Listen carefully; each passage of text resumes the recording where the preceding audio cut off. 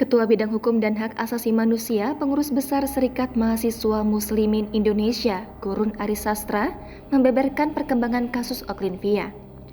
Gurun Arisastra menyebut Oklin-Via sebagai sosok yang sombong karena tidak mempertanggungjawabkan perbuatannya ke publik. Usai melaporkan Oklin-Via ke polisi, Gurun berharap sang TikToker segera diperiksa dan ditetapkan sebagai tersangka.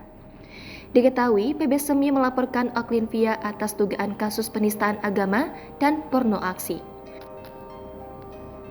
Buntut video konten makan es krim Oklin-Via viral, hingga saat ini sang TikToker masih bungkam. Padahal menurut Gurun, masyarakat menantikan permintaan maaf Oklin-Via. Padahal dikatakan Gurun, pihaknya telah memberikan peringatan melalui berbagai media massa.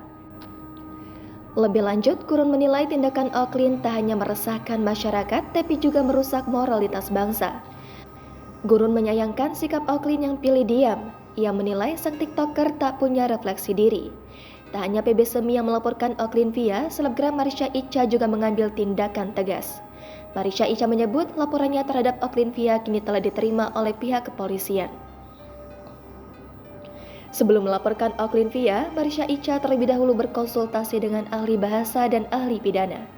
Bahkan Umi Pipik yang juga ikut melaporkan Oklin-Via. Umi Pipik mengaku ingin bertemu dengan Oklin-Via guna membicarakan hal tersebut.